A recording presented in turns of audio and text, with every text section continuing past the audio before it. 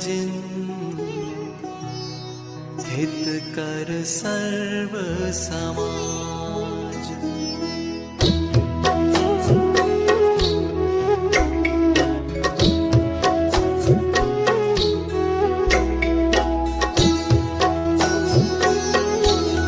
मिथ्यात्व परिग्रह रहित आदिनाथ वंदना।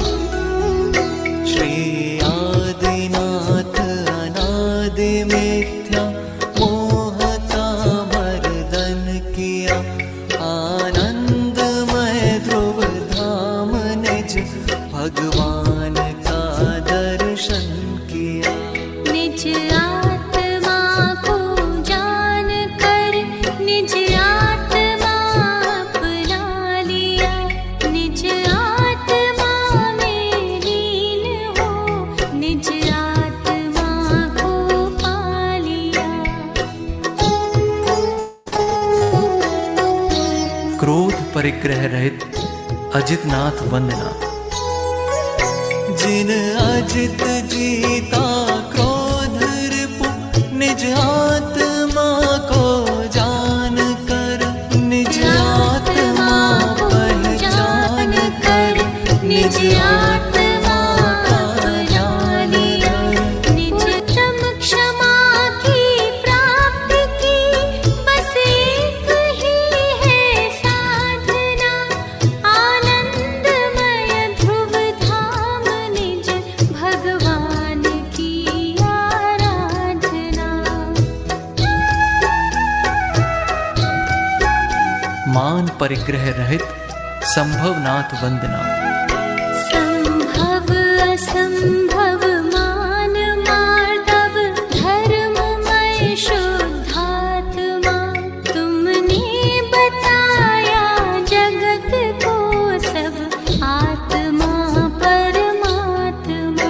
छोटे बड़े की भावना ही मान का आधार है, निज आत्मा की साधना ही साधना का सार है। माया परिग्रह रहित अभिनंदन नाथ वंदना। निज आत्मा को आत्मा ही जानना है सरलता, निज आत्मा की साधना आराधना है सरलता। वैराग्य जननी नंदिनी अभिनंदिनी है सरलता, है साधकों की संगिनी आनंद जननी सरलता। लोभ परिग्रह रहित सुमतिनाथ वंदना। है सर्वदर्शी सुमति जिन आनंद के रस कंद हो शक्तियों के संग्रहालय ज्ञान के घन पिंड हो। निर्लोभ हो निर्दोष हो निष्क्रोध हो निष्काम हो परम पावन पतित पावन शौचमय सुख धाम हो।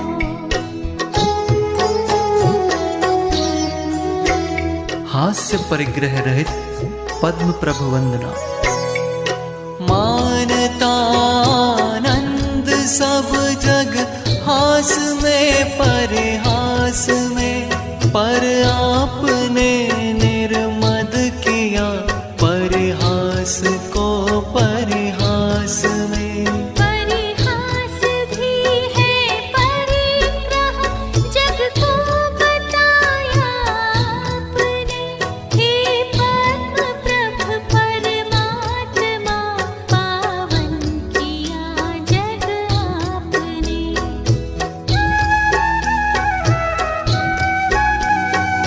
रति परिग्रह रहित सुपार्श्वनाथ वंदना।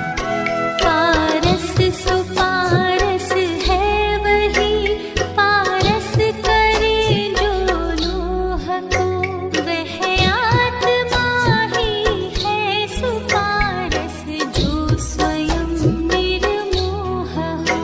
रतिराग वर्जित आत्मा ही लोक में आराध्य है। निज आत्मा का ध्यान ही बस साधना है, साध्य है।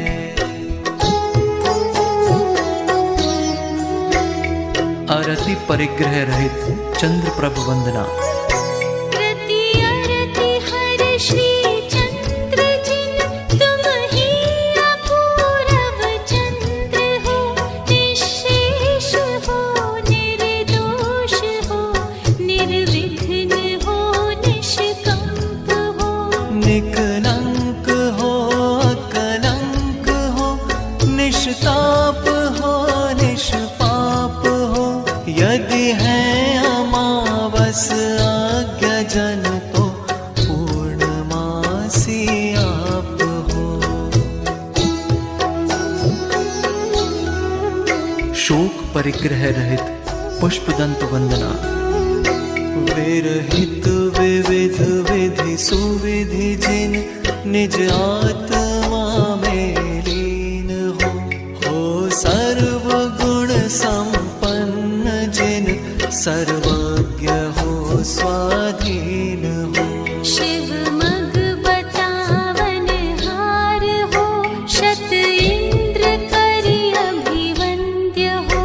दुख शोक हर भ्रम रोग हर, संतोष कर सानंद हो।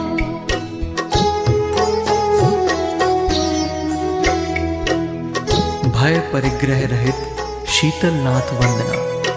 आपका गुणगान जो जन करे नित अनुराग से, सब भय भयंकर स्वयं भय करि भाग जावे भाग से। तुम हो स्वयं हो नाथ निर्भय, जगत को निर्भय किया। हो स्वयं शीतल मलय गिरि से, जगत को शीतल किया।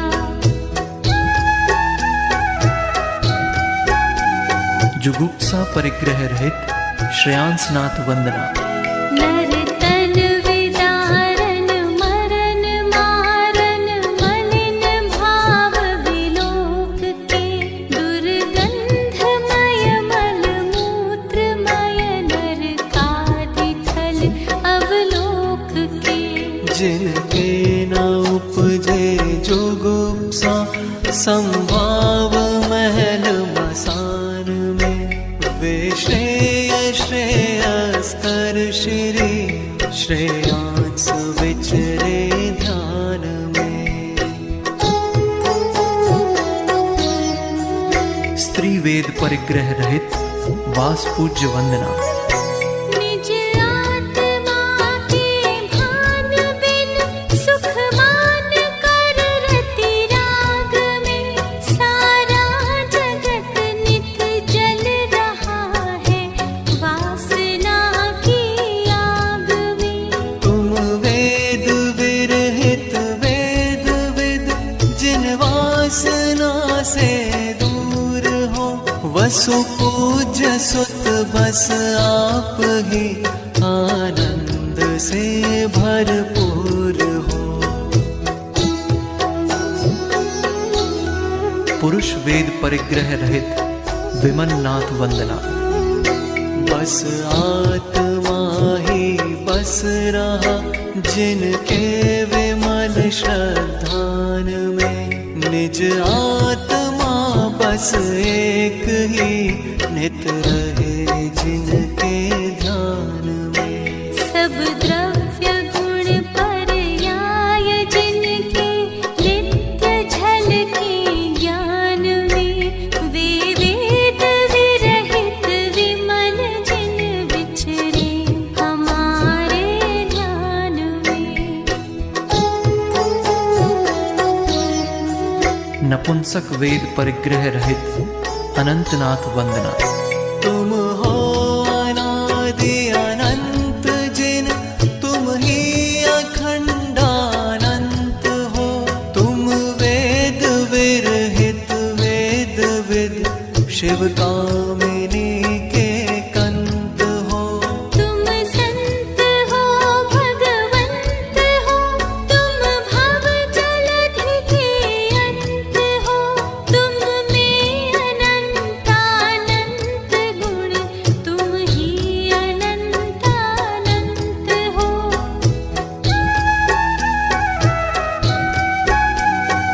भूमि परिग्रह रहित धर्मनाथ वंदना।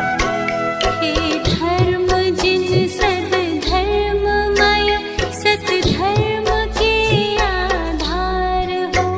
भव भूमि का परित्याग कर, जिन भव जलधि के पार हो। आराधना आराध कर, आराधना के सार हो। धर्मात्मा परमात्मा, तुम धर्म के अवतार हो।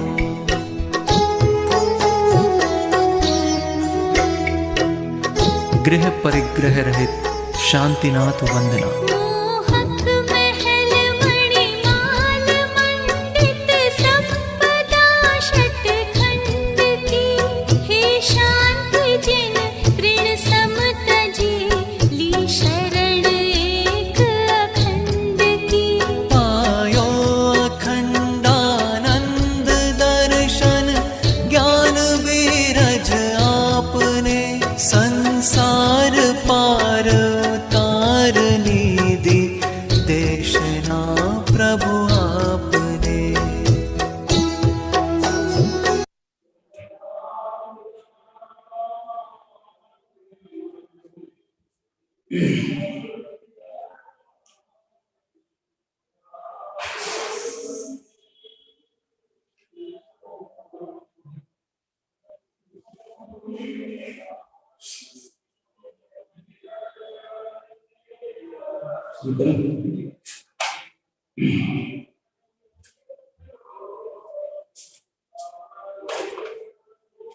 नमो हरिहंताणं, नमो सिद्धाणं, नमो आयतीयाय, नमो वज्राय, नमो लोये सौवसावून्।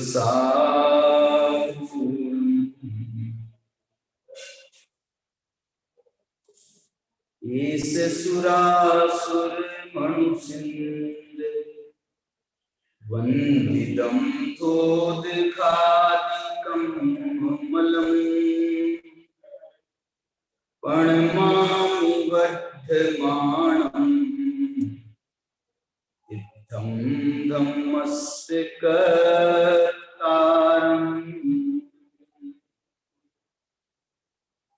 सर्वव्यापी चिद्रूप,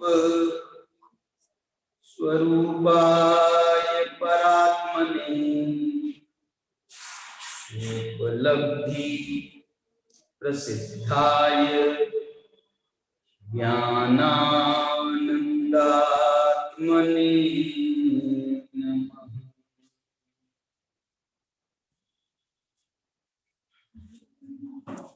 समसत्तु बंधुवक्रो, समसुहदुःखोपसंसनिन्द समो।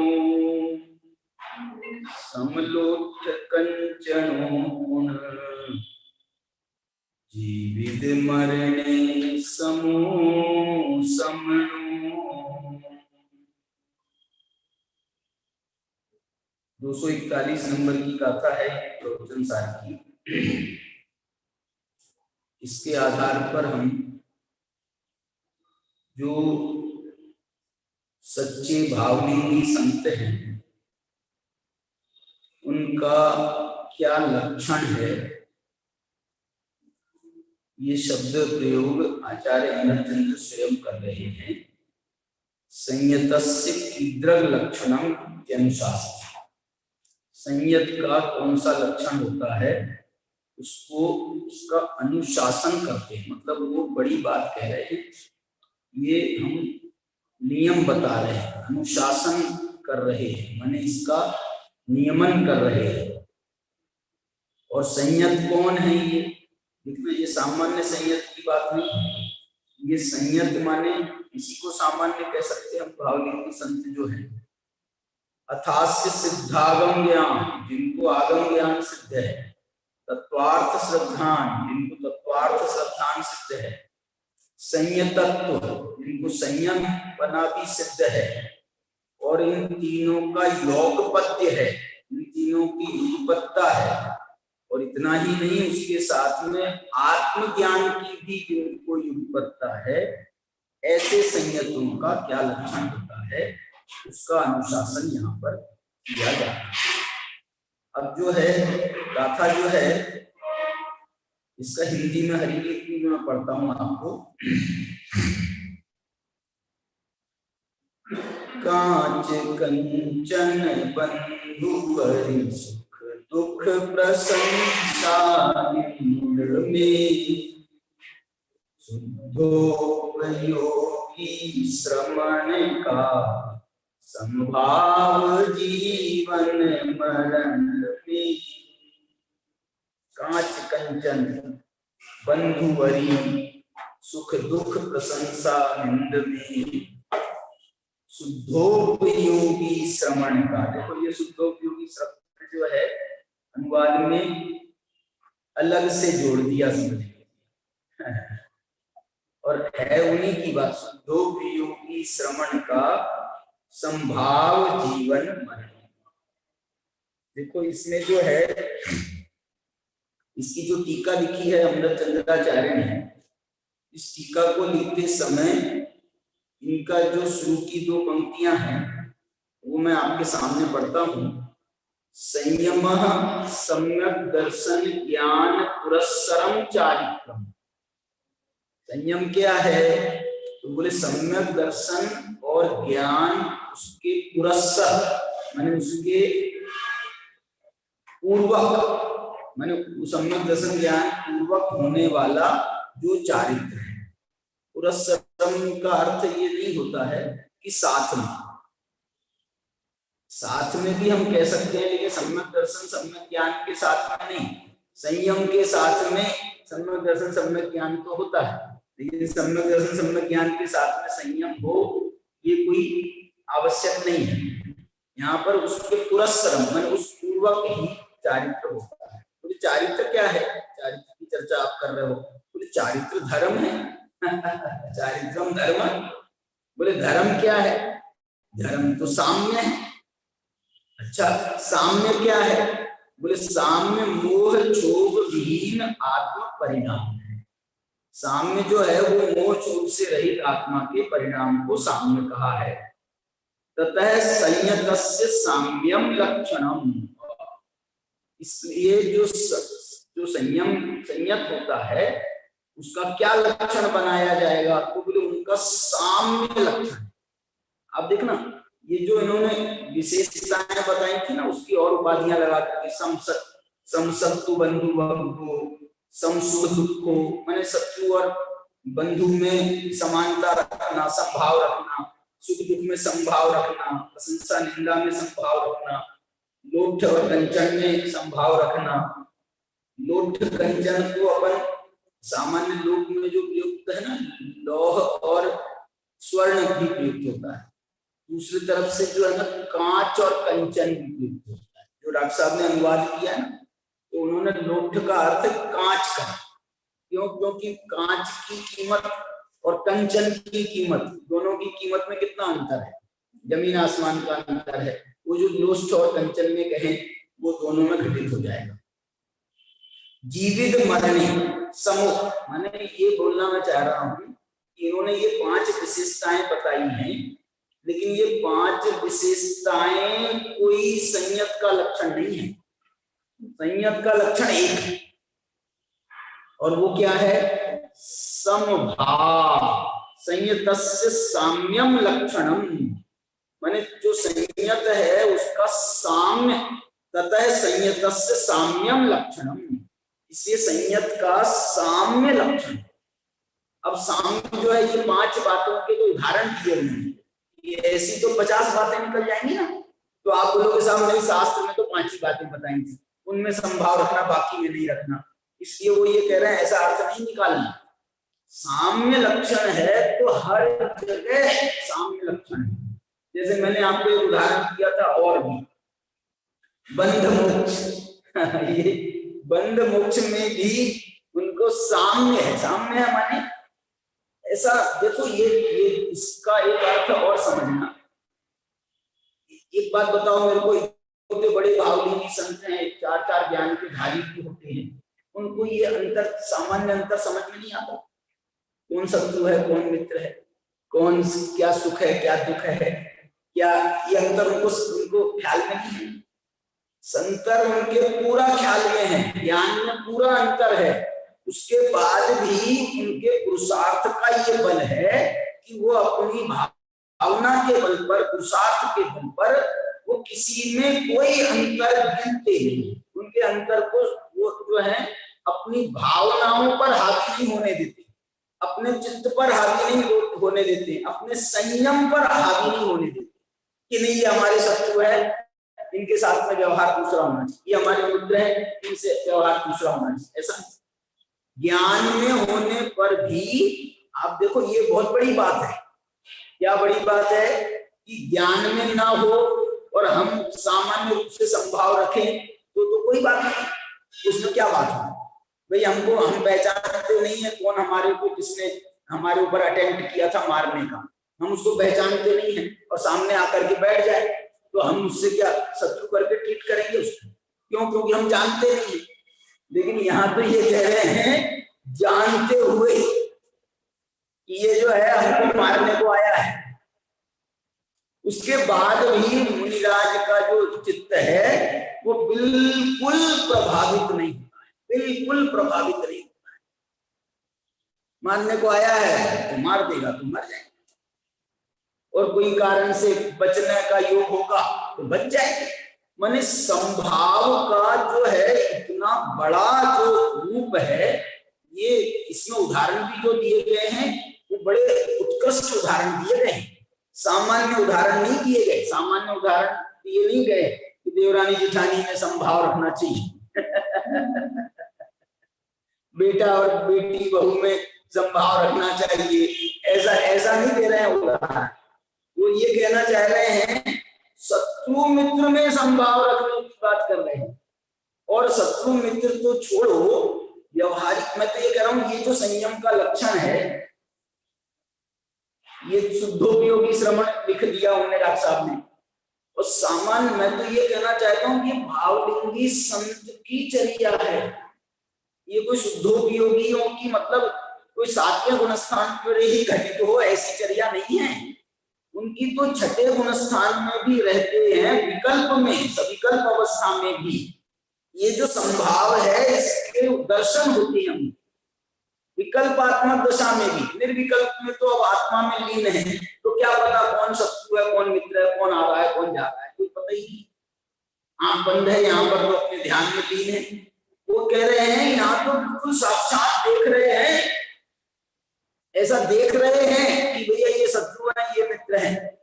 और इसके लिए जो क्या नाम अमृतचंद्राचार्य ने इसका सामान्यीकरण किया है। सामान्यीकरण माने शत्रु मित्र का सामान्यीकरण। शत्रु मित्र तो एक बहुत पर्टिकुलर बात होगी। वो ये कहते हैं तुम यदि इतना भी भेद करते हो ना, अयम मम स्व और अयम मम पर लिखा था ना, ये मेरे स्व हैं, अयम मम परो अयम स्व, ये मेरे पर हैं, ये मेरे स्व है। क्यों लिख रहे हैं? पहले पर को क्यों कहा, बाद में स्व को क्यों कहा? क्योंकि पाठ में शत्रु और मित्र, ऐसा शत्रु का नाम पहले है, इसलिए उन्होंने शत्रु की जगह पर का प्रयोग किया।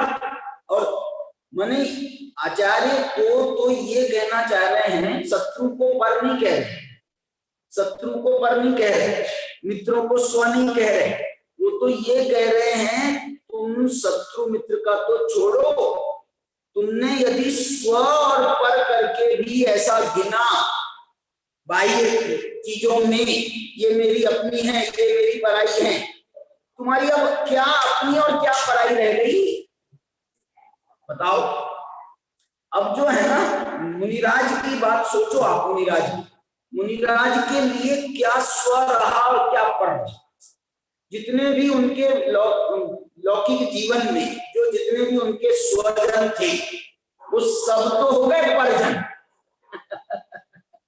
उनके सब तो हो गए परिजन। और बताऊं मैं आपको, ये जो है ये बात वहां तक तो ठीक है, लेकिन अपने संघस्थ भी हो तो ऐसा नहीं कि ये मेरे शिष्य हैं, ये मेरे शिष्य हैं, ये मेरे शिष्य हैं, ऐसा बचना लाभ वो मुनिराज की दशा में उचित नहीं माना जाता। ऐसा बचना लाभ कि ये मेरे, ये हमारे हैं, ये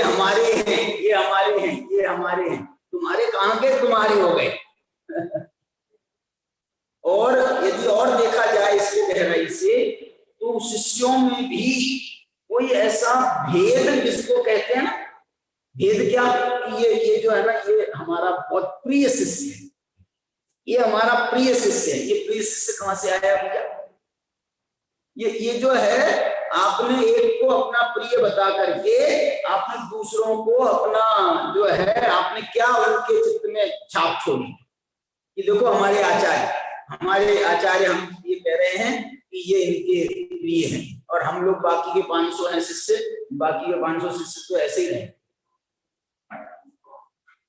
देखो आचार्यों को माने गुरुजनों को इस बात का भी बहुत विवेक रखना पड़ता है। यदि भले ही ख्याल में आए उनको, या ख्याल में आए कि यार ये जो है ये शिष्य हमारा बहुत बुद्धिमान भी है और ये हमारे को बहुत जो है वो भी करता है, क्या बोलते हैं उसको, हमारा आज्ञानुवर्ती है, बहुत हमारा बात मानता है, बड़ी जल्दी समझ लेता है, बहुत हमारा माने बहुत उसके प्रति जो है वो बहुत सहयोगी वृत्ति हो उसकी।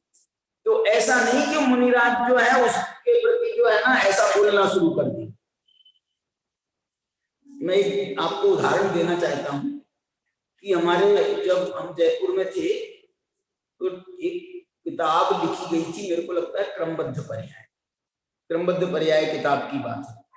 तो वो क्रमबद्ध पर्याय किताब लिखी जा रही थी, तो वो डॉक्टर साहब के साथ में हम 8 दिन उसमें हमने साथ में उनके मिल करके काम किया था, रात दिन। मैंने काम तो नहीं किया लेकिन हम चर्चा करना, उनको पढ़ करके सुनाना, उनको प्रश्न खड़े करना, उनको प्रश्न, फिर उनको ये कहना साहब ये प्रश्नों के उत्तर भी आप इसमें शामिल करो, ये ऐसा करो ऐसा करो। खूब मैंने उसमें खूब दिमाग जो भी चलता रहा होगा, छोटे से थे हम तो तब हमारी उम्र होगी मैंने 20 साल भी नहीं होगी, 20 साल की उम्र नहीं होगी, उस समय की बात है ये, मतलब 78-79 की बात है, 19 साल की लगभग उम्र। तो उस समय जो है हम उनको हेल्प करते थे। तो वो जो है ना उसके बाद में जब वो किताब छपी और उसमें वो उनने अपनी बात लिखी, तो उनने उसमें क्या लिखा कि इसमें मेरे कुछ प्रिय शिष्यों ने भी इसमें सहयोग किया, ऐसा उन्होंने लिखा उसमें। मेरे से उन्होंने अंगद में ये कहा, अंगद समझते हो, अकेले में ये गुजरात की भाषा है। अकेले में उन्होंने ये कहा कि देख मैं तेरा नाम नहीं लिख रहा हूं मैं तेरा नाम नहीं लिख रहा इसमें। मैंने कहा साहब आपकी कृपा है, जो है सो ठीक है, मेरे को कोई अपेक्षा नहीं है। बोले नहीं मैं इसलिए नहीं लिख रहा हूँ, आज मैं तेरा नाम बोल दूंगा ना तो मेरे लिए भी ये उचित नहीं है, लेकिन तेरे 10 शत्रु बन जाएंगे अभी। दादा जो है राकेश को तो बहुत चाहते हैं, राकेश को तो बहुत चाहते हैं, ऐसा जो है तेरे भी शत्रु बन जाएंगे। इसलिए मैं ये कहना चाह रहा हूं कि ये इसमें जो है ना बहुत सारी बहुत विवेकपूर्ण चर्या भी है, और कम से कम नहीं तो एक व्यवहार में ये स्थापना तो करने वाली बात है कि हम संभाव रखते हैं, हमारे लिए कोई प्रिय नहीं है और कोई अप्रिय नहीं है, ये एक संभाव वाली बात है। और इसके लिए इन्होंने जो जो उनने उसका और विस्तारीकरण किया है, थोड़ा सा विस्तारीकरण किया उन्होंने, अमृतचंद्राचार्य ने, उनने तो शत्रु मित्र शब्द का प्रयोग किया था। इन्होंने स्वपर शब्द का प्रयोग कर दिया कि कोई हमारा स्व नहीं है, कोई हमारा पर नहीं, कोई की बात है। मेरा आत्मा मेरा स्व नहीं है, ऐसा नहीं है। वो ये कह रहे हैं मेरा आत्मा मेरा स्व है निश्चय से, और बाकी सब पर हैं। अब इन परों में मैं कोई भेद नहीं करता, परों में कि ये इसमें ये इतने पर मेरे स्व हैं और इतने पर मेरे पर हैं। बिल्कुल मैंने पर में भी संभाव, क्या बोला, पर में भी संभाव। संभाव क्या कि बस पर है। ये जो इनने 5 गिनाए कुंडकुल भगवान ने, अमृतचंद्राचार्य ने उसके लिए और 5 गिनाए, तो आप ऐसा 5 और 5 10 भी कर सकते हैं। अथवा जो इसका विस्तार, इसको जो है उन्होंने उसका बड़ा सामान्यीकरण मालूम। और देखो दूसरा इन्होंने कहा सम सुख दुख, सुख और दुख में समान, सुख और दुख में समान है। इसको ये क्या कह रहे हैं, सुख दुख नहीं, सुनना, सुख दुख नहीं, सुख देने के जो कारण हैं,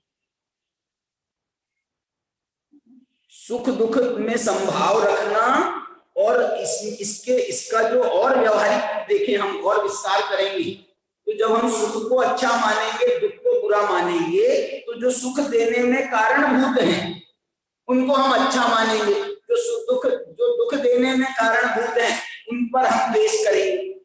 ये राग द्वेष खड़ा हुआ। सुख दुख तो मैं कह रहा हूं दूसरे, दो अलग बात कहता हूं। सामान्य रूप से सुख दुख जब होगा, संसार अवस्था है, निराज भी है, संसारी हैं, अभी तो कोई भगवान भी नहीं हो गए, अभी संसारी हैं बिल्कुल हमारे जैसे।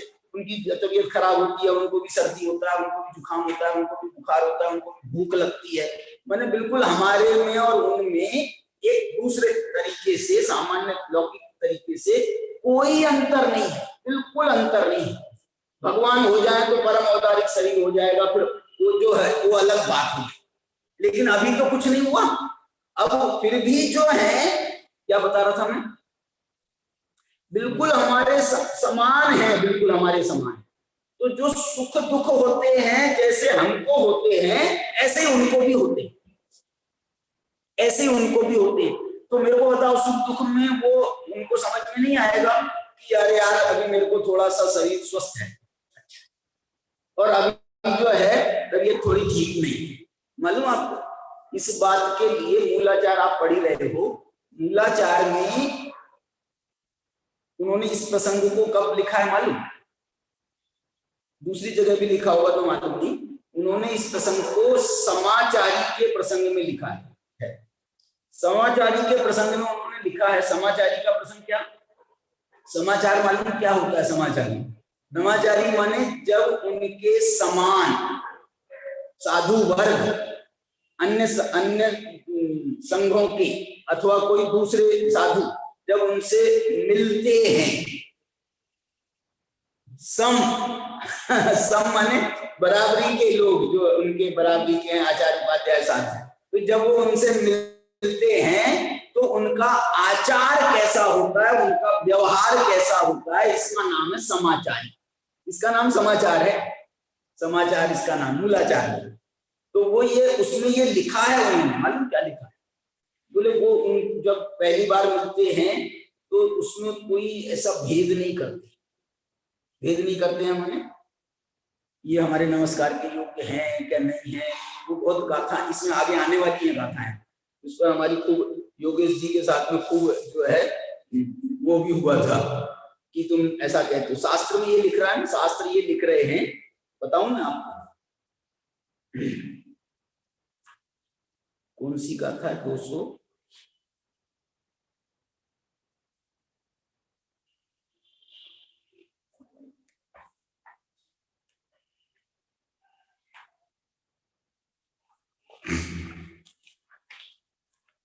हाँ ये 261 नंबर की गाथा है।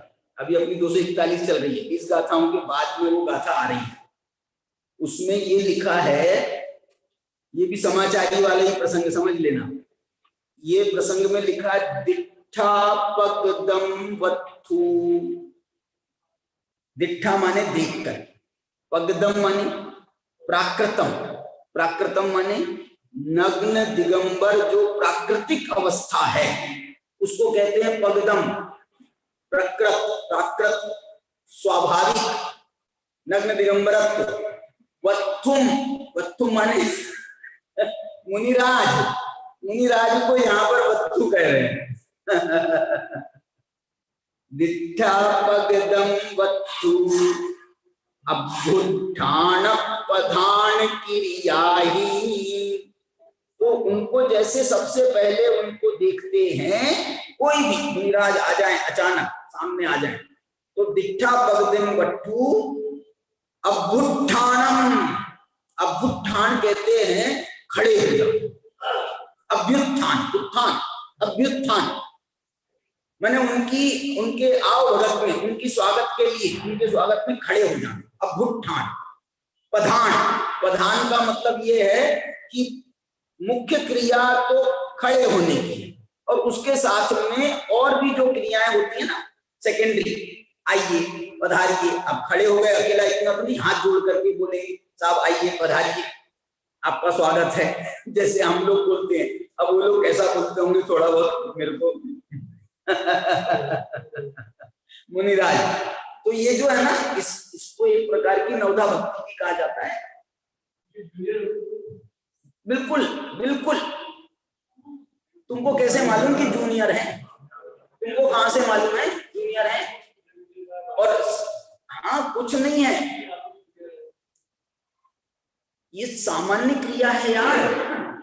मैंने तुम आओगे मेरे घर में, मैं कितना ही बड़ा पंडित हूं, मैं ऐसा बैठा रहूंगा पड़ के, आ जाओ नरेश जी बैठ जाओ, ये हम ये भी नहीं बोल रहे। What is this? प्रधानमंत्री हो भाई साहब, आप उससे मिलने जाओ तो वो भी, माने ये बहुत कॉमन क्रिया है, बिल्कुल सामान्य। इसमें कौन, भगवान की बात अलग है, बस भगवान की बात अलग है, लेकिन बाकी सब में ये कोई वैसी बात नहीं है। और श्रावक हो तो हम ये कह सकते हैं भैया, श्रावक तो स्पष्ट दिखाई दे रहे हैं भैया, ये वस्त्रधारी श्रावक हैं, तो उनकी नहीं करें वो अलग बात है। लेकिन मुनिराज जब सामने आ रहे हैं, और ये जो है ना शिष्यों में नहीं माने जो डेली रूटीन के शिष्य, डेली रूटीन के माने ये हमारे शिष्य हैं, ये हमेशा आते हैं, कोई बात करने के लिए आते हैं, अपना उसके प्रायश्चित के लिए आते हैं, बात करते हैं, वो जो है ना मालूम है ना ये हमारे शिष्य हैं, तो उसमें वो व्यवहार की प्रधानता नहीं है। ये तो अब घर की बात होगी, इसमें अब व्यवहार की प्रधानता नहीं रही। व्यवहार की प्रधानता कब होती है? जब कोई अनजाना आता है। और इसमें इसलिए ये जो शब्द प्रयोग कर रहे हैं दिट्ठा पगदम वत्थु, माने कोई प्राकृतिक अवस्था, नग्न दिगंबर मुद्रा के साथ में कोई नया नवेड़ा, बिल्कुल नया कोई साधु यदि सामने आते हैं तो अभ्युत्थान पधान क्रिया ही।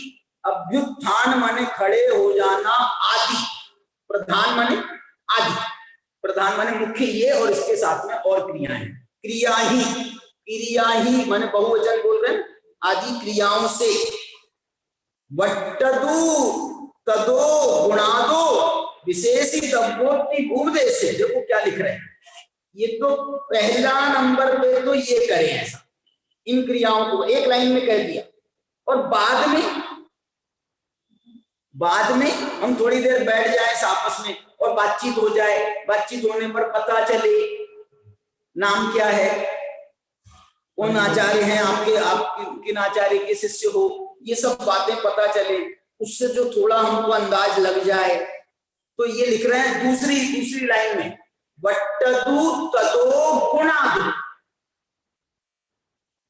पहले नंबर पे तो पगदम वत्थु, प्राकृतिक अवस्था वाली वस्तु को देख करके अभ्युत्थान क्रियाएं, प्रधान क्रियाएं, और दूसरे नंबर पे कह रहे हैं वट्टदु ततो गुणादु। और उसके बाद में जब उसके आपका वो हो जाए, चर्चा हो जाए, वार्ता हो जाए, सब चीज पता चल जाए तो उससे जो है फिर आप गुणों के अनुसार फिर वर्तन करो, गुणों के अनुसार उसके बाद वर्तन करो। विशेषी द्रव्योक्ति उपदेश, फिर आप विशेषी द्रव्य माने फिर अंतर करना कब?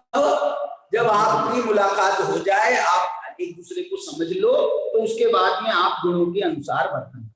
अब शिष्यों में क्यों नहीं है? शिष्यों का तो मालूम है ना, उनका तो गुण धर्म सब मालूम है। जिनका नहीं मालूम है उनकी बात, जिनका नहीं मालूम है उनकी पहली बार देखने पर। इसका अनुवाद पढ़ूं मैं, देखो डॉक्टर साहब ने इसका अनुवाद किया है।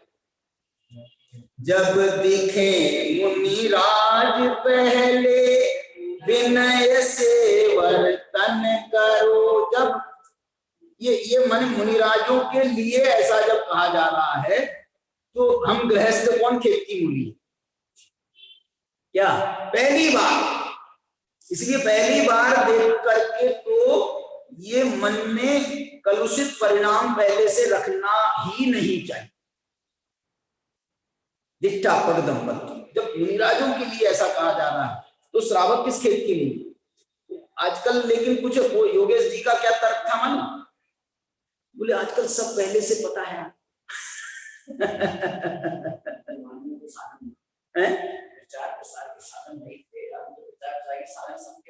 मैं उसका भी जवाब दे रहा हूँ, मैंने पहले साधन नहीं थे, ये बात भी सही है, लेकिन अभी वर्तमान में मैं कह रहा हूं, तुमने अमुक साधु के बारे में तुमने 10 दिन पहले सुना था, महीने भर पहले सुना था, साल भर पहले सुना था। अब उसके बीच में 8 दिन में क्या घटना घट गई हो, तो जो है ये आप अभी उसका आपको कोई अवधि ज्ञान हो गया, कोई मनन पर्याय ज्ञान हो गया, कोई आपको भगवान आकर के बता गए, एक अंतर्मुहूर्त में तो परिणामों में बदलाव होता है। इसलिए जो है ये, और इतनी टेढ़ की जरूरत क्या है? मैं बोल रहा हूँ कोई शत्रु भी आ जाए हमारे सामने और हम उस खड़े होकर के उसकी अवगत कर ली, और उसके बाद में जब जैसे ही उसने अपना परिचय दिया, तो उसके बाद में हम फिर अपना व्यवहार कर ले, अपने व्यवहार में सुधार कर ले। तो वो जो पहली बार की बात है, बिल्कुल पहले, वो जो है उसमें हमने इतनी सब, और तुमने पहले से सब पता करके रखा। तो ये जो है इतना वो तो उचित नहीं। और एक ही गाथा में दोनों बातें लिख रहे आचार्य कि सबसे पहले क्या करना, और जैसे ही परिचय हो जाए फिर क्या करना। वट्टदु तदो गुणादो विशेषी दब्बोति उपदेशी। और मालूम है उसके बाद में यदि आपको पता चल जाए, अरे बहुत बड़े आचार्य, इनका तो क्या ज्ञान है, क्या तपश्चर्या है, इनकी क्या है, उसके बाद में तो वो जो है ना मिलने वाला कोई भी हो सकता है, दूसरे भी हो सकते हैं और तुम भी हो सकते हो, कोई भी हो सकता है। उसके बाद में तो बोल रहे हैं, पहले तो अभ्युत्थान प्रधान लिखा था, मैंने उसमें मुख्यतः अभ्युत्थान की थी। यहाँ पर कह रहे हैं अभ्युत्थानम गहनम वासनम पोषणम च सत्कारम। देखो पूरे समझ लो, ये नवदा भक्ति के नाम लिख रहे हैं। अभ्युत्थान करना, उनका ग्रहण करना लिख रहे हैं, ग्रहण करना। आजकल कुछ मुद्राएं ऐसी मिल जाती ना, 2 मुनिराज आपस में गले मिल रहे। ये तो शोभनीय बात नहीं है, ये तो शोभनीय बात नहीं है। लेकिन जो है गहनम शब्द तो लिख रहे, ग्रहण का अर्थ पढ़ो टीका में। टीका तो बहुत छोटी सी लिखी है,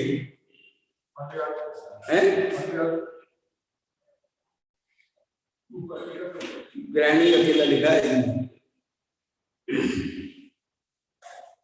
अभ्युत्थान ग्रहण का मतलब है, जैसे हम बोलते ना, आप मेरे को एक बात बताओ ना, आप क्या होता है, आपका प्रोसेस क्या होता है? जब कोई आता है तो आप खड़े होकर के उसकी आवभगत करते हो, और उसके बाद में पधारिए, अपने बाजू में बिठालते हैं, अपने पास में बिठालते हैं, इसका ही नाम ग्रहण है। और हाँ, आदर। ग्रहणम, उवासनम, उवासना का अर्थ क्या है? उपासन, अरे उपासन, उपासन माने पूजा, उपासना, उपासना पूजा का अर्थ मतलब यहाँ पूजा माने उसके आदरार्थक उसके बारे में वचन कहना, उसका नाम उपासना। फिर पोषण, पोषण करना होगा। पोषण का अर्थ ये होता है, पोषण करने का अर्थ ये कोई उनको भोजन कराना ऐसा नहीं है, लेकिन पोषण का अर्थ ये है कि उनकी थोड़ी सी पूछताछ करना, कैसे हो। अपन बोलते हैं ना, जैसे अपने घर में कोई आ जाए 12 बजे आ जाए दोपहर में, तो अब ये तो ना तो भोजन का समय है और ना खत्म, ऐसा भी माना जाए कि भैया खत्म हो गया है, तो अपने को वही भैया भोजन करके, अरे नहीं नहीं हम तो करके आए। देखो हम सीधा ये नहीं कहना भोजन करके तो आए हो ना,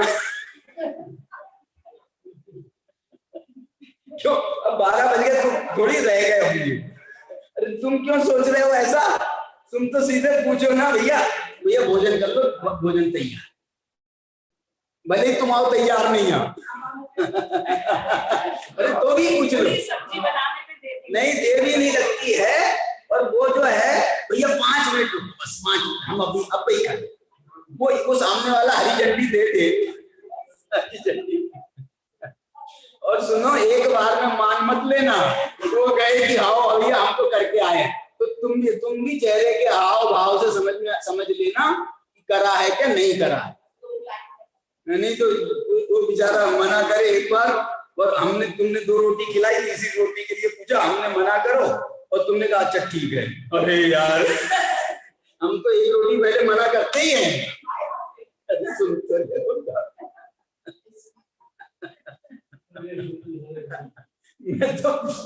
मैं तो एक बार मना करने के बाद में लेते ही नहीं, लेकिन मैं एक बात कह रहा हूं, तुम तो पूछ लो यार। देखो व्यवहारिकता के जो मजे है ना, मैं कह रहा हूं हमको पाश्चात्य संस्कृति अपनाने की जरूरत नहीं है। हमारी जो इसके व्यवहारिकता के जो मजे हैं वो उसका अलग आनंद है, उसका जो है वो एक मान मन वल थोड़ा ऐसा ऐसा। अरे तुम्हारी कह रहे हो, वो जो अपना धर्मशाला के बाजू में एक रसोड़ा चलता था, अभी चलता क्या नहीं मालूम नहीं,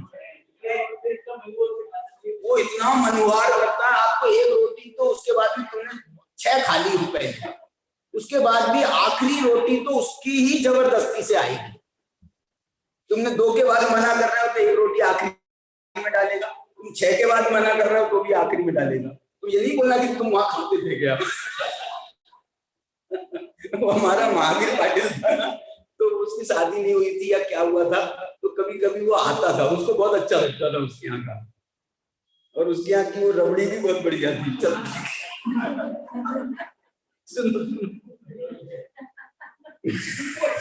सुनो, तो सत्कार देखो, उपासन करना, उनका सत्कार करना, अंजलिकरण करना, अंजलिकरण। अब देखो ये जो अंजलिकरण है इसका मतलब है ये 5वें नंबर पर आ रहा है अंजलिकरण। तो अब इसके पहले आप और कैसा होगा आप सोचो, अंजलिकरण यहाँ अभी आ रहा है, तो इसके बाद पूजा जो है वो सामान्य कि साहब आइए पधारी, बहुत बहुत तुम्हारा तो क्या है, तो ऐसा थोड़ा सा उनकी जो आपने प्रशंसा की है ना, उसका नाम है उपासना, सत्कार है। हाँ, भक्ति का भाव कहो, माने जो भी संयम की प्रशंसा करें, कुछ करें, जो भी है ऐसा होता है। अंजलिकरण, अंजलिकरण के बाद प्रणाम, उसके बाद प्रणाम। और ये कब है मालूम? ये सब है परीक्षा के बाद, विशेष ये परीक्षा के बाद की बात है। अब उत्थानम गहनम उवासनम पूषणम सत्कारम, सत्कार करना, अंजलिकरणम पणमम भणिदम इह गुणाधिगानम। देखो जो आपसे गुणाधिक हैं तो उन गुणाधिकों के लिए ये सब करना। अब बुद्धेया समना सुतत्थ विशारदा उवासेया संजम तव नानड्ढा पणिवदनीया ही समने। देखो क्या लिख रहे हैं मालूम, इसमें भी थोड़ा उन्होंने भेद किया। वो कह रहे हैं सामान्य श्रमणों के लिए तो अभुट्ठेय, अभुट्ठेय माने वही अभ्युत्थान, माने खड़े होना आदि। और सुतथ्य विशारदा उवासेय, जो सूत्र और अर्थ के विशारद हैं, बहुत अच्छे जानकार हैं, ऐसा आपको उससे पता चले, तो आप उनके लिए तो उवासना शब्द है, उनकी तो आप पूजा करो, पूजा के योग्य है। माने पूजा, अब उनके पास कोई अष्टद्रव्य है क्या जो पूजा अष्टद्रव्य से होगी, तो वही जो उनकी स्तुति में आप बोलोगे उसी का नाम पूजा है।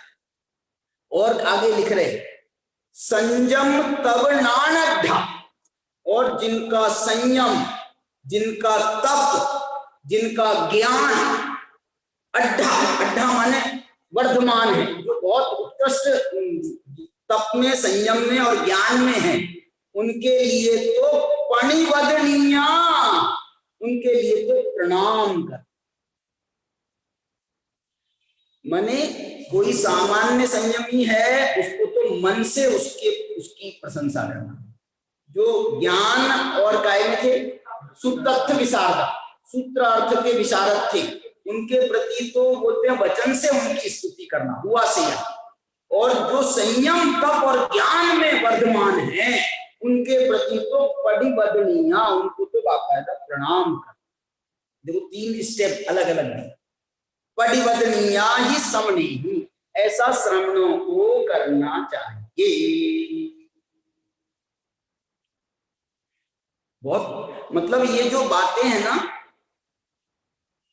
इसका बड़े बड़े गहरे भाव हैं, और गहरे भाव के साथ में एक सामान्य लोक व्यवहार कैसा होता है मालूम। आपको एक बात बता दूं, टोडरमल जी ने मोक्षमार्ग प्रकाशक में लिखा है, मोक्षमार्ग प्रकाशक में ये लिखा है टोडरमल जी ने, कौन से नंबर पेज पर मेरे को याद नहीं, उन्होंने ऐसा लिखा है, केवली भगवान के समोशरण में सब भावलिंगी ही होते हैं, ऐसा नहीं है, ऐसा लिख रहे हो, वहां भी द्रवलिंगी होती है। अच्छा, दूसरी बात क्या लिख रहे हैं मालूम, तुम द्रवलिंगी भावलिंगी का भेद करने मत बैठ जाना, कि तुम संघ में जाओ, कोई साधु का संघ आया है, आप संघ के दर्शन करने जाओ, और वहां संघ के दर्शन करने बैठो, और उसमें बोला इनके तो हम करेंगे, इनका उत्कृष्ट आचरण, इनका नहीं करेंगे, इनका करेंगे, इनका नहीं करेंगे, ऐसे तुम भेद करोगे तो वहां पर बड़ा बड़ा विप्लव हो जाएगा, झंझट पैदा हो जाएगी। इसलिए तुम जो है वहां तुम विप्लव पैदा करने, दर्शन करने गए थे संघ के, कि वहां पर झगड़ा पैदा करने गए थे। टोडरमल जी ने लिखा है ये कि वहां पर आप द्रवलिंगी भावलिंगी का भेद करने मत बैठ जाना, ऐसा लिख रहे हैं। तो चलो, तो ये 241 नंबर की जो अपनी गाथा है, उसमें जो है ना, ये जो मैं ये बताना चाह रहा हूं आपको, ये ऐसे इसकी मूल गाथा तो मैं 5 शब्दावली का प्रयोग किया हमने, 5 संभाव बताए, 5 के प्रति। कौन कौन से? शत्रु मित्र, दूसरा सुख दुख, तीसरा प्रशंसा निंदा, चौथा समलोष्ठ कंचनो, कांच कंचन, लोष्ठ कंचन और जीवन मरण। इनमें 5 में संभाव रखने की बात कही। इन 5 को और विस्तारित करते हुए अमृत चंद्राचार्य ने इन 5 के पीछे 5 और खड़े कर। शत्रु मित्र के पीछे उन्होंने कहा, अकेला शत्रु मित्र पे मत समझना, अयम मम परो अयम स्व, ऐसा तुम स्वपर का भेद भी करते हो, ये स्वपर का भेद भी शत्रु मित्र के बराबर, अथवा शत्रु मित्र के बराबर का नहीं है तो उससे कम भी है, तो ये भी उचित नहीं। शत्रु मानना, मित्र मानना ये तो छोड़ो, ये मेरे पर हैं और ये मेरे स्व हैं, ऐसा भेद करना। ये अपनी आत्मा के स्वपर की बात नहीं कर रहे हैं, जो लोक में सब हमको सब लोग मिलते हैं, उन सब लोगों में, परों में ही स्वपर का भेद नहीं करना, ऐसा। और समसुख दुखों में तो उन्होंने जो हमारे शरीराश्रित सुख दुख हैं उसकी बात नहीं कर रहे, इसमें भी तुम सुख देने वाली जो चीजें हैं, दुख देने वाली जो चीजें हैं, उनके प्रति तुम जो अंतर करते हो, इसका नाम समसुख दुख। सुख दुख में समानता करना ये थोड़ा मेरे को लग रहा है ये थोड़ा मतलब इसको आप नहीं हो पाएगा। क्या बोल रहा हूं मैं, सुख दुख में मैंने बीमार हैं, जैसे कल आपको मैंने बताया था, दुख हो रहा है, बहुत कष्ट हो रहा है, तो आप बोलोगे साहब तुम तो दुखी हो गए, तुम तो दुखी हो गए, तुमसे सहन नहीं हो रहा है, फोड़ा हो गया है, तुमसे लौक रहा है, तुमको जो है तुमसे सहन नहीं हो रहा है, तुम उई माँ कर रहे हो। तो ये जो है ना, इसमें इसका नाम सम दुख नहीं है। इसके बाद में जो हम लोग कहानी करते हैं, रोने बैठ जाएंगे और रोने बैठेंगे और ऐसी इतनी बातें करेंगे, कौन सो पाप करो हमने, कौन मुए ने जो है का कर दो, और कौन के संपर्क में आ गए हम, और उससे उनको कोरोना आता तो मुझे को बताना नहीं था कि हमें कोरोना है, हमारे पास में आ गो, मैं मुंह से मुंह लगा करके बात करूंगा, इतनी समझ नहीं है क्या? तो जो है जो हो गया वो तो हो गया, अब तुम जो है उसका इतना माने कारणों पर इतना ज्यादा रोष व्यक्त करना, इतना उस पर ये करना, ये संभाव, इसके लिए इन्होंने क्या लिखा मालूम, अयम आह्लादो अयम परिताप, ये मेरे लिए आह्लाद कारक है, ये मेरे लिए सुख कारक है, ये मेरे लिए दुख कारक है। इदम मम उत्कर्षणम इदम मम अपकर्षणम, ये मेरा उत्कर्षण है, ये मेरा अपकर्षण है। ये काय के लिए कह रहे हैं? ये प्रशंसा निंदा के लिए कह रहे, तुमने हमारी प्रशंसा करी,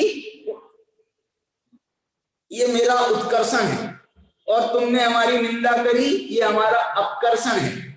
इसके लिए लोक में भी प्रसिद्ध शब्द है, निंदा करने को अपकीर्ति कहा जाता है, अपकीर्ति, और साहित्य में प्रशंसा करने को उत्कीर्ति कहा जाता है। हम उत्कीर्ति शब्द प्रसिद्ध नहीं है लोक में ज्यादा, अपकीर्ति तो फिर भी प्रसिद्ध है, लेकिन ये अपकीर्ति है तो उत्कीर्ति भी होगी, अपकर्षण है तो उत्कर्षण भी होगा। तो ये जो है इसके लिए कह रहे हैं इदम मम उत्कर्षणम, ये मेरा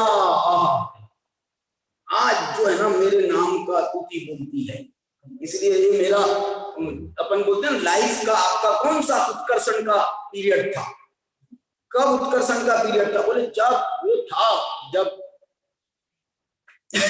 कहते हैं ना जब हम प्रधानमंत्री थे, तो उस समय जो है पूरे विश्व में, बोलो वो बेचारा कितना मैंने अमेरिका का राष्ट्रपति माने कौन होता है, लेकिन हमने देखे इसके पहले के 2-3 राष्ट्रपति, वो बेचारा ओबामा का नाम जो है अब कोई लेता नहीं है, अपने समय में तो कैसा था, और ये बेचारा अभी तो ये गया है जो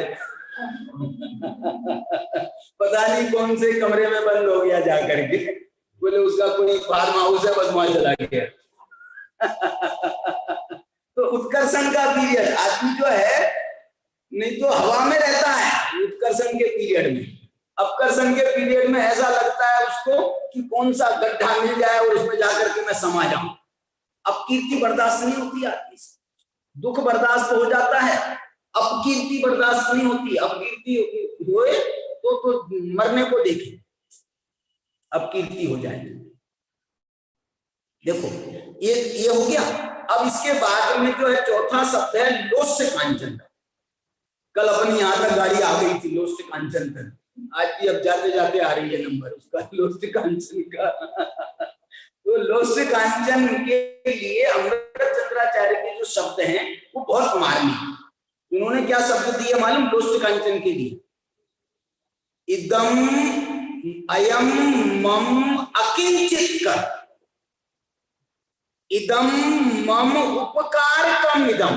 क्या बोल रहे कि यह मेरे लिए उपकारक है, यह मेरे लिए अपकारक है। दोनों अपकारक नहीं, अकिंचित कर। एक के लिए तो उन्होंने अकिंचित कर, माने ये जो चीज है ना ये हमारे कोई काम की नहीं, ये हमारे कोई काम की नहीं। ऐसा जो आप व्यवहार कर रहे हो ना, ये संभाव का लक्षण नहीं है।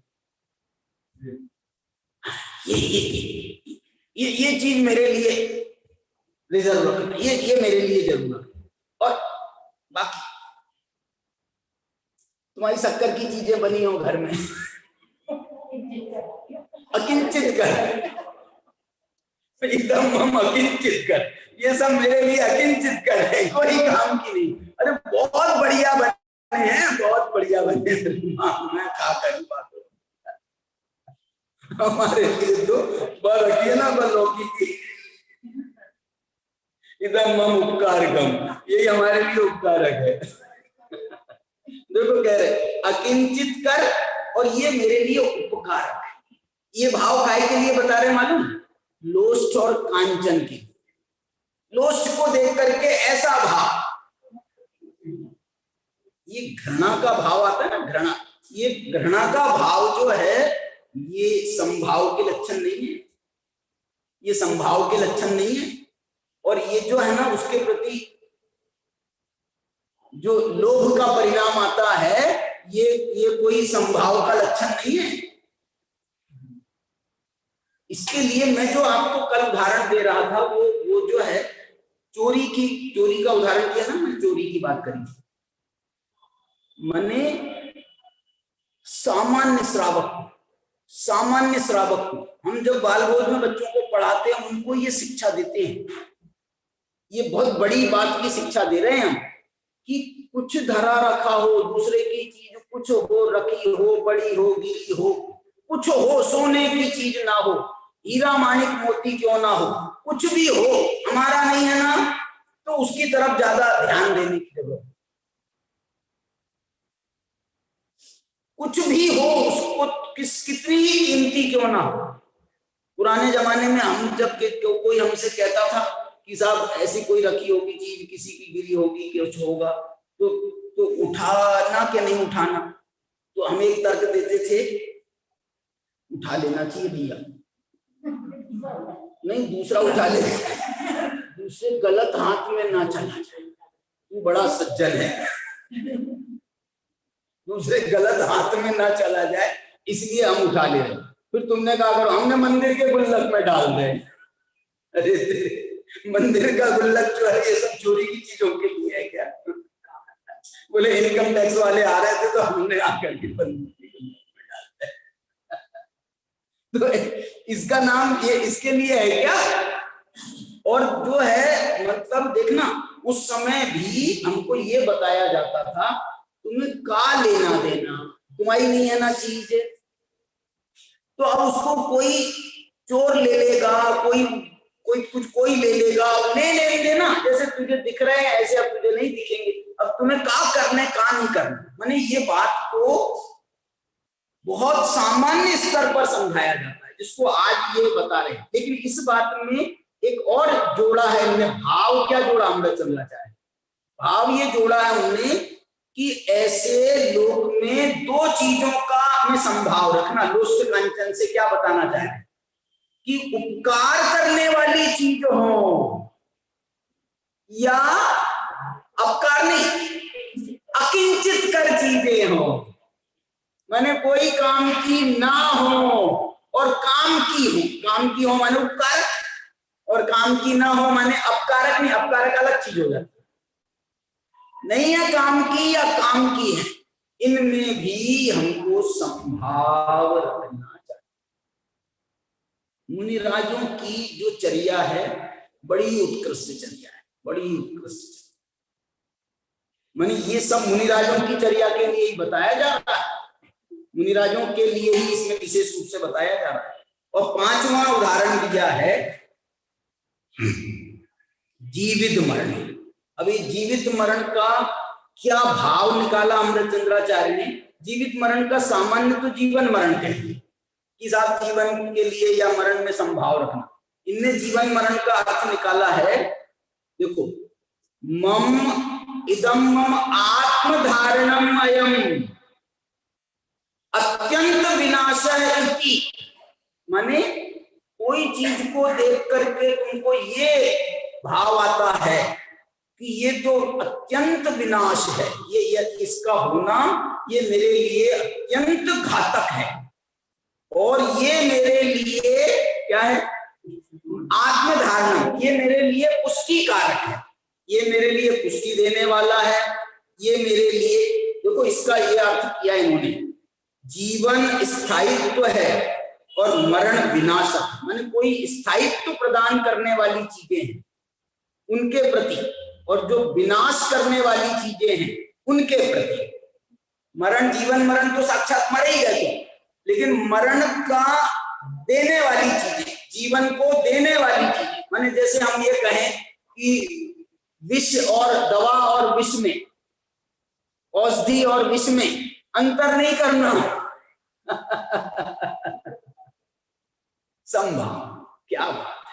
माने ये जो है संभाव के इतने उत्कृष्टतम रूप, और ये इन्होंने उन मुनिचर्या पर घटाया है। और इसको जो है मैं दूसरा कहना चाहता हूं, इसके लिए उन्होंने सबसे पहले लिखा सम्यक दर्शन ज्ञान पुरस्सरम चारित्रम। चारित्र जो है वो सम्यक दर्शन ज्ञान पूर्वक होता है। माने क्या? माने आपके श्रद्धान ज्ञान में तो ये पहले बस ही जाने चाहिए। ये जो बातें संयम में आ रही हैं, मुनिराज के जीवन में आ रही हैं, हम आपके भी श्रद्धान में इन सबके प्रति संभाव, ज्ञान में इन सबके प्रति संभाव, ये तो हमारे भी होना चाहिए। गुरुदेव से ये पूछा जब उनसे, तो गुरुदेव मालूम क्या जवाब दिया? बहुत अच्छा जवाब दिया गुरुदेव ने। तुमने हमको गाली दी, सुनना, अब संभाव हम रखते तो हम तो बिल्कुल संभाव में बैठे रहते, आपसे कुछ जवान सवाल नहीं करते, कुछ नहीं करते। लेकिन जो निचली अवस्था वाला है, निचली अवस्था वाला है, आपने गाली दी, मेरे को भी गुस्सा आ गया, मैंने एक झापड़ डाला, सुनना, लेकिन उसके बाद भी वो कह रहे हैं कि ये सम्यक दृष्टि है क्या नहीं है। बोले सम्यक दृष्टि काय का सम्यक दृष्टि, मार दिया झापड़ उसने तो पलट करके। बोले नहीं, इससे निर्णय नहीं होता, ये तो असंयम का प्रतीक है। फिर संयम, फिर सम्यक तो क्या प्रतीक क्या है? बोले उसने तो जो है मार जरूर दिया, लेकिन माना नहीं कि ये इनने मेरा बहुत बुरा किया, इनने मेरा बुरा किया। श्रद्धान में, आचरण में, भावनाओं में तो आ ही गया, बुरा किया तब तो उसने उसको पलट करके जवाब दिया। लेकिन बोले उसके बाद भी श्रद्धान यही रखता है कि नहीं, मेरा लिए कोई शत्रु नहीं है, मेरे लिए कोई मित्र नहीं। बोले तुम फिर उस पर क्यों तुम विफर गए थे? अब आ गया उस समय भाव में, क्या करूं? लेकिन मेरे श्रद्धान में ऐसा कुछ नहीं है कि वो मेरे शत्रु है। ये बात गुरुदेव ने जवाब दी। भरत चक्रवर्ती वो युद्ध लड़ने गया, बोले भरत चक्रवर्ती का उदाहरण दिया गुरुदेव। युद्ध लड़ने गया तो वो जो है वो संभाव रख रहा था सबके प्रति, सबके प्रति संभाव रख रहा था कि नहीं रख रहा था? बोले वो श्रद्धान में और ज्ञान में तो संभाव रख ही रहा था। लेकिन देखना इसका जोर जो है ना, श्रद्धा ज्ञान, एक तरफ तो श्रद्धा ज्ञान हमारे परिणामों में जोर मारे, और दूसरी तरफ जो है ये असंयम जोर मारे। तो अब जो है दिन की जैसी अवस्था होगी ना, वो वैसा होगा। उसमें जो है जोर, जो जिसका जोर चल जाए, हमारी अंतरात्मा बोलती है ना, कोई गलत काम करने का मौका आता है तो हमारी अंतरात्मा बोलती है कि नहीं करना चाहिए, नहीं करना चाहिए, अरे यार फायदा बहुत है, नहीं करना चाहिए, अरे यार नहीं, बहुत फायदा बहुत है। अब इसमें जो जोर मार जाए, तो इसमें ये कहना चाहते अंतरात्मा ने तेरी बताया था क्या नहीं बताया था? तो ये जिसने अंतरात्मा ने बताया, श्रद्धा ज्ञान ने बताया, वो सम्यक दृष्टि है। आज नहीं तो कल ये जो है सुधरेगा। और जिसके श्रद्धान में ही नहीं आया, जिसके ज्ञान में नहीं आया, जिसके विकल्प में भी नहीं आया, तो वो तो जो है वो तो उनकी वो मिथ्या दृष्टि, मिथ्या ज्ञानी, मिथ्या चारित्री, ऐसा करके उसको जानना चाहिए।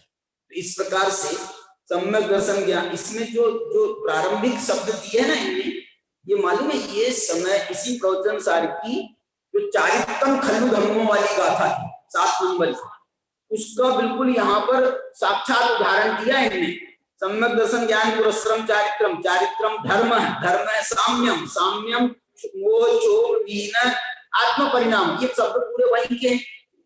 चारित्रम खलु धम्मो, धम्मो जो सो समोति निदिष्ठो, मोह खोह विहीनो परिणामो अपनो समो, परिणामो अपनो आत्म परिणाम, ये देखो यहाँ आत्म परिणाम लिखा, मैंने वो गाथा की बिल्कुल पूरी छाया अमृत चंद्राचार्य ने अपनी टीका में 7वीं गाथा को यहाँ पर वापस लिखा इस संभाव को बताने के लिए। इस प्रकार से ये जो प्रकरण है 241 गाथा का यहाँ पर पूरा होता है। अब 242वीं गाथा में अब जो है एक बात आखिरी उपसंहार की है, एक प्रकार से उपसंहार की है, यहाँ पर भी उपसंहार कर रहे हैं और इसके बाद में एक कलश लिखने वाले हैं अमृत चंद्राचार्य, और उसके बाद में 2 गाथाओं के द्वारा और एक उपसंहार और फाइनल उपसंहार। अभी ये इस प्रकरण का उपसंहार यहाँ पर भी 242 नंबर की गाथा में भी करने वाले हैं, उसकी चर्चा अपन